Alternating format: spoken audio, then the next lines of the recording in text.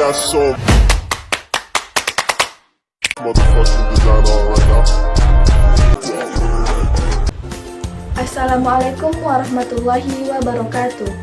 Perkenalkan, nama saya Mira Indrasari dengan NIM 12111223688 dari kelas 4A Pendidikan Bahasa Indonesia. Video ini dibuat untuk memenuhi tugas ujian akhir semester mata kuliah Sosiolinguistik dengan dosen pengampu Ibu Rizky Erdayani SPDMA. Baiklah, pada kesempatan kali ini saya akan menyampaikan salah satu materi sosiolinguistik, yaitu tentang pemilihan bahasa. Baiklah, saya akan memaparkan beberapa subjudul mengenai pemilihan bahasa. Pada subjudul yang pertama, yaitu membahas tentang pengertian pemilihan bahasa.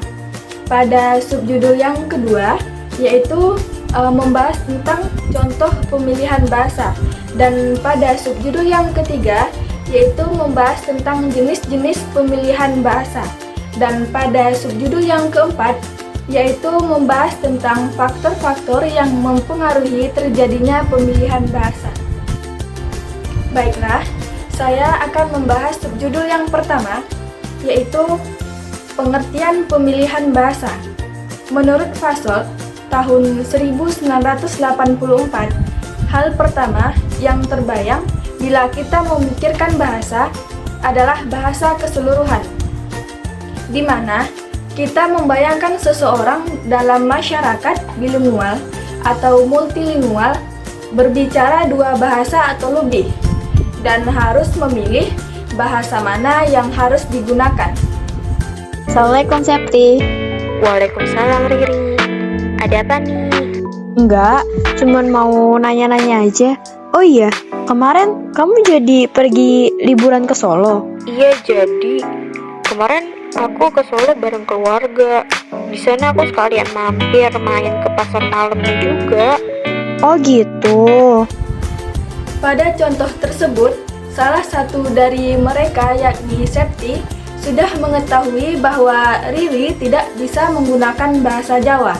Oleh karena itu, Septi lebih memilih menggunakan bahasa Indonesia sebagai bahasa yang ia gunakan untuk berkomunikasi. Hal ini bertujuan agar komunikasi antara Septi dan Riri berjalan dengan lancar. Lah, kok Ririnya tak situ mangkat? Maaf, tadi kamu ngomong apa? Aku nggak paham. Iya, maksudnya kamu kemarin nggak jadi pergi? Nggak jadi, soalnya bapakku lagi ada acara, jadi nggak jadi pergi.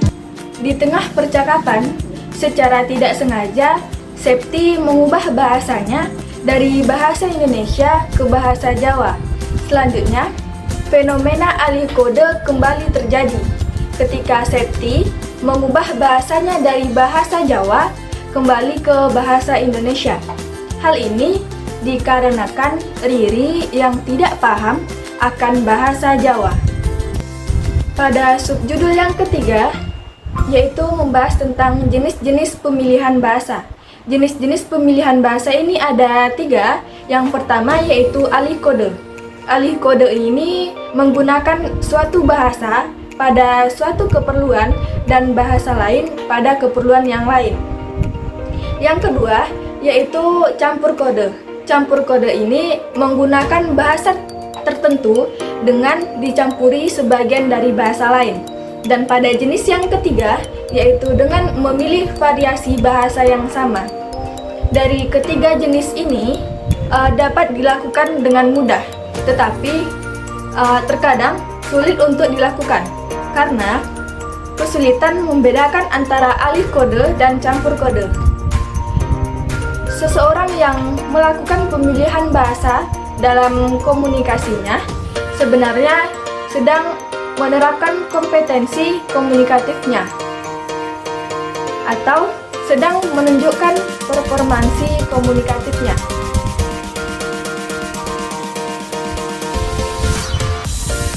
Sebagai perilaku, pemilihan bahasa hakikatnya merupakan tindakan atau perilaku dalam menggunakan bahasa terpilih berdasarkan situasi yang tersedia. Pada subjudul yang keempat, saya akan membahas tentang faktor-faktor yang dapat mempengaruhi pemilihan bahasa. Faktor yang pertama yaitu kemampuan penutur. Biasanya, penutur akan lebih banyak menggunakan bahasa yang lebih dikuasainya. Faktor yang kedua, kemampuan pendengar. Biasanya, penutur juga cenderung menggunakan bahasa yang digunakan oleh pendengar.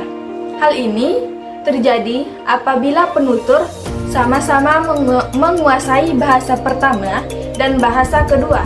Faktor yang ketiga yaitu faktor umur.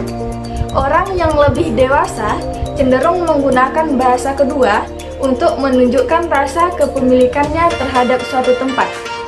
Pada faktor yang keempat yaitu faktor sosial. Pada situasi tertentu, seseorang akan menggunakan suatu bahasa yang menunjukkan strata sosial yang tinggi. Pada faktor yang kelima yaitu derajat hubungan. Terkadang, seseorang menggunakan suatu bahasa pada pertemuan pertama, namun menggunakan bahasa yang lain ketika hubungannya sudah semakin dekat. Pada faktor yang keenam yaitu faktor hubungan etnis.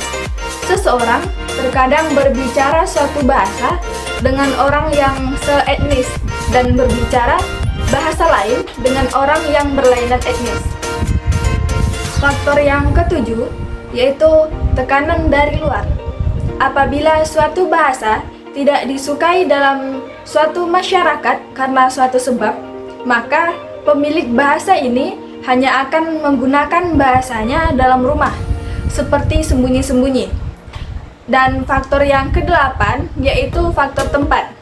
Terkadang, pemilihan bahasa dengan menggunakan asas-asas pembagian integratif, menggunakan bahasa pertama di dalam rumah dan menggunakan bahasa kedua di luar rumah.